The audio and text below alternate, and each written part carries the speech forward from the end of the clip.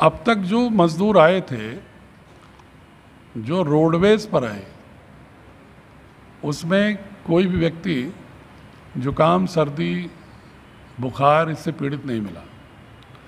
जो रेलवे से आए थे उसमें 8 तारीख को 2 मिले थे जिनकी रिपोर्ट नेगेटिव आ गई है, और 10 तारीख को भी 2 लोग मिले थे सर्दी जुकाम, उनकी सैंपलिंग की गई है। और कुछ लोग जो सीधे आए हैं उनको निगरानी समिति या गांव या घर के लोग प्रेरित करके, या कुछ ऐसे भी लोग हैं, मैं तारीफ करूंगा मज़दूरों की भी, कि बहुत सारे ऐसे मज़दूर हैं जो खुद भी घर आने के बाद सुबह सुबह पहुंच जा रहे हैं मेडिकल कॉलेज या डिस्ट्रिक्ट हॉस्पिटल के साथ हमारी जांच कर लो, ताकि हमारे घर वालों को हमारे माध्यम से न फैले। तो ऐसे जो लोग हैं उनमें से भी अगर कुछ लोगों को अगर सर्दी जुकाम है तो अनिवार्य रूप से उसकी सैंपलिंग हो रही है। ऐसे पर डे ऑन एवरेज 5-7 लोगों की सैंपलिंग उनकी भी हो रही है। कट करो, अब ठीक है, जो है सो है। 9 मई को 44 सैंपल गए थे गोरखपुर मेडिकल कॉलेज बीआरडी में, जिसमें से 39 की रिपोर्ट आई है, सभी नेगेटिव हैं, और उसमें से 5 रिपोर्ट अभी अवेटेड है। इस तरफ 10 और 11 2 दिन के जो सैंपल गए थे वही शेष बचे हैं, और जिनकी उम्मीद 10 तारीख के रिपोर्ट की उम्मीद कल सुबह है और 11 वाले की परसों है। एक जनपद वासियों को ये भी बताना है कि प्रतिदिन प्रवासी मजदूर काफ़ी बड़ी संख्या में आ रहे हैं।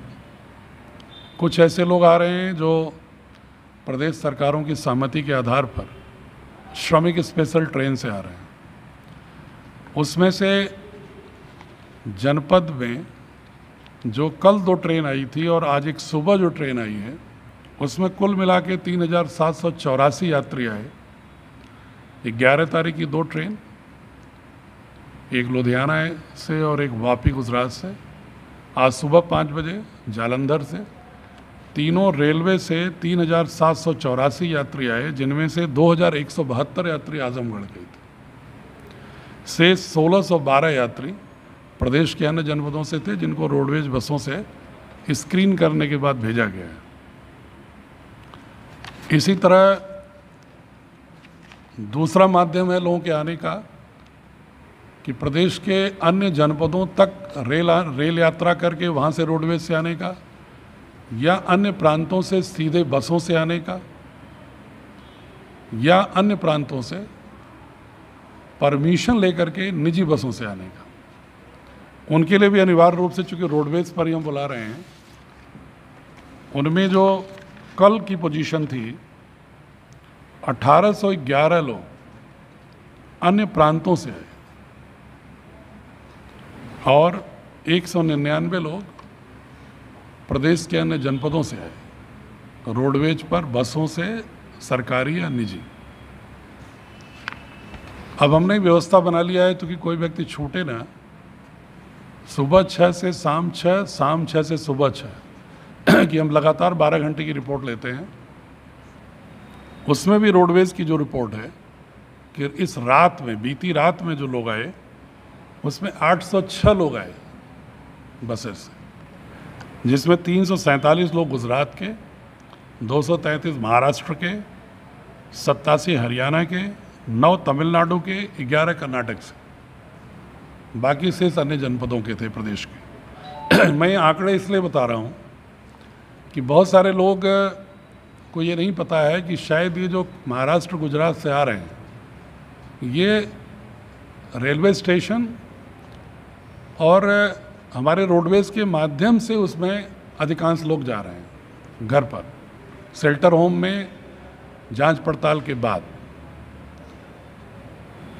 उनके बारे में भी कभी कभी निगरानी समिति और गांव के लोगों को ये संदेह हो रहा है कि शायद ये सीधे आ गए हैं। ये अच्छी बात है जागरूकता की कि कोई भी आ रहा है तो आप कंट्रोल रूम में सूचना दे रहे हैं, मेरे कैंप ऑफिस में भी सूचना दे रहे हैं, एसडीएम के तहसील कंट्रोल रूम में भी सूचना दे रहे हैं। आपकी जागरूकता का परिचय है, ये प्रमाण है ये। अच्छी बात है, लेकिन एक बार उनसे अगर तहकीकात कर लें कि वो किस माध्यम से आए हैं, तो शायद आप भी आश्वस्त हो लेंगे कि यदि वो रेल से आए हैं या रोडवेज बस से आए हैं या निजी बस से परमिशन शुदा आए हैं, तो उनकी कई जगहों पर जांच हुई है। एक तो उनकी जांच हुई है जहां से वो चले हैं, जहां रहते थे वहाँ पर क्वारंटाइन के बाद चले हैं। दूसरा, जब जिस रेलवे स्टेशन पर आए हैं वहाँ पर उनकी जांच हुई है। फिर वहाँ से अगर रोडवेज पर आ रहे हैं तो यहाँ उनकी जांच हो रही है। फिर यहाँ से शेल्टर होम जा रहे हैं तो वहाँ पर उनकी जांच के बाद घर जा रहे हैं। अगर इस प्रक्रिया से गुजरने वाला व्यक्ति जा रहा है तो उसके बारे में पैनिक न करें, और यदि इस प्रक्रिया से गुजरा हुआ नहीं व्यक्ति है तो ज़रूर बताएं, और यदि आप फिर भी भ्रम में हैं कि पता नहीं किस माध्यम से आया है तो भी ज़रूर बताएं, ताकि उसको फिर हम क्रॉस चेक कर लेंगे और इस माध्यम से नहीं आया होगा तो उसको ज़रूर जांच करा के उसको आइसोलेट किया जाए।